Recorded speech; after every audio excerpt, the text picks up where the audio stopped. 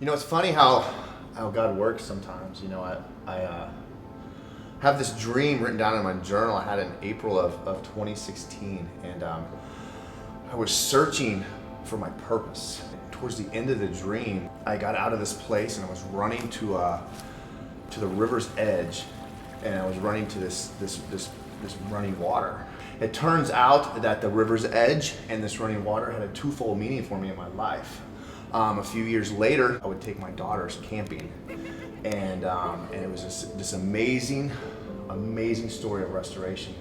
And of course, I took them camping, not knowing this, to a place called the River's Edge, and it really just helped start that fulfillment of the dream when I took them to the River's Edge. And I can remember taking them and how blown away that I was that had happened.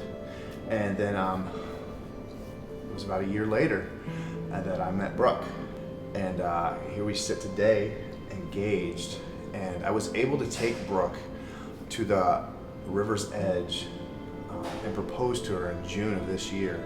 Finding my purpose in my Brooke at the River's Edge was the fulfillment of that dream, and just a reminder of the goodness of God, who gave me this dream 4 years ago. Who could have ever guessed that my kids, I would take them camping at the River's Edge, that I would meet Brooke, and I would find my purpose in her, and it just reminds me of Joel 2:25, that God will restore the years that were taken from you.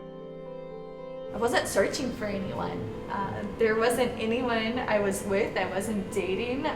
I really was investing my time with my kids. God really showed me, with them being older, that I needed to really take 2 years and just make sure that they were next to me, and I was bearing my fruit to them and making sure that they were taken care of and prepared for the next parts of their life. And that's then when I met Joshua. Her friend Jennifer introduced us, and truly, Brooke really had no interest in talking to me at that moment. I just want to throw that out there, that she was kind of like, good to see you, sir, and went right back to her conversation. But that was our first meeting together, the first time we met. And what's crazy is how awesome God is. It wasn't very long after that, she was here on another Friday night service, and she comes up to me and says, I feel like I need to pray for you. And she grabbed my hands right outside the building here, and she prayed for me. And for me, and in my experience, and with what I do, most of the times it's people asking me to pray for them, honestly. Mm-hmm. And so to have someone just grab my hands and pray for me, it was incredible. So for that moment, there was peace as she prayed for me. And then as soon as she let go of my hands, everyone else swooped in to ask me questions, and then she was just gone. We finally got to the point where I could get her to admit that she liked me. And so once we got to that point, I felt like God really put it on my heart that we should fast for 3 days and see where God was leading this. And of course, Brooke, being Brooke, had to one-up me. She says, yeah, I think we should fast for 3 days, but then I think we should not talk for 7 days and then come back together and see what God says. And I'm like, that sounds like the worst idea ever, but okay, I'm in. So we did it. We fasted for 3 days, and then we went on this no talk fast for a week, and we went from talking every day, multiple times a day, to nothing. And in this time, I also went and visited my daughters, and I remember each and every day I would sit and write about the day, what God was talking to me about the fast, about Brooke, and what I thought was next in our life. And I didn't know this, but she was doing the same thing as well, And I came back from that fast, or from visiting my kids, and it was the end of the 7 days. And on December 2nd of last year, we met in the Chick-fil-A parking lot to go over what we felt like God was telling us, And I remember how nervous I was, because some of the stuff that I felt like God was telling me was hard things, okay? And one of those things was I said, that I like you and I want to be with you, and I just believe that we need to protect our purity. And so to do that, I think that we should not kiss until you have a ring on your finger. And I was like, I didn't know how she would respond to that, I thought she'd be like, you've lost your mind.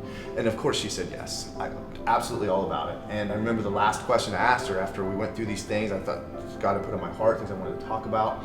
The last question I asked her, I said, Brooke, will you be my girlfriend? And she said yes.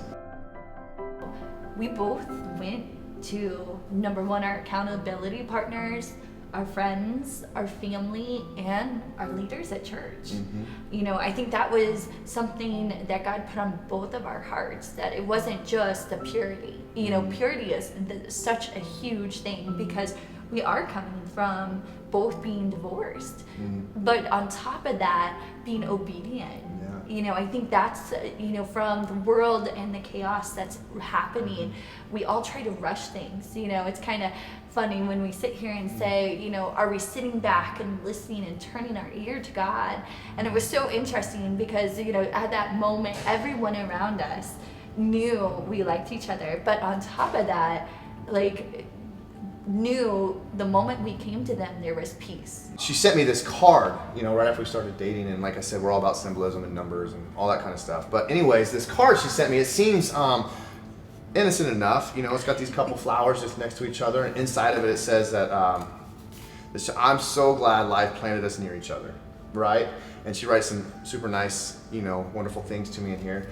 And it was, I don't know if it was later that day or maybe a couple days later that I started texting you a picture of a pink flower and a cactus, and I would send that to her. And we just, thought it was cute because of the card and that kind of stuff. And it was shortly after that I noticed one of the paintings that my daughter made. They're both fairly creative girls, and made a painting. And in that painting, behind me in this hand, she has this pink flower and this cactus. I saw that, and I saw the card, and I saw the text that I've been sending her, not even thinking about that being on there. And I just seen that as like, this is one of those what we call God winks, where he just winks at you and says, yes, you guys are in the right place, you're doing the right thing, this is the right time. And it was really like a watershed moment for us. It's so exciting, for us, because we have walked through this with obedience, and it's such a blessing to see how God has honored that, right?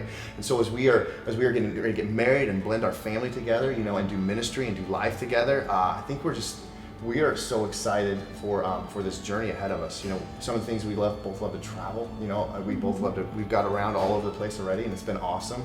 And blending our families together. She has 2 amazing kids. I have 2 amazing kids, and they all get along, right? They all get along. They love to hang out, and we're so looking forward to that life. And something really, honestly, that I'm looking the most forward to. It's a few years in the future. Okay, hear me, kids? It's a few years in the future, but I can't wait to be called Grandpa. I can't wait. I don't know why, but I can't wait. Our ministry is something that we're very looking forward to. We were going to get married earlier in the year, and we listened to wisdom, we prayed about it, and decided that wasn't the right thing to do. And one day she came up to me and she says, I think 10/10 is our day.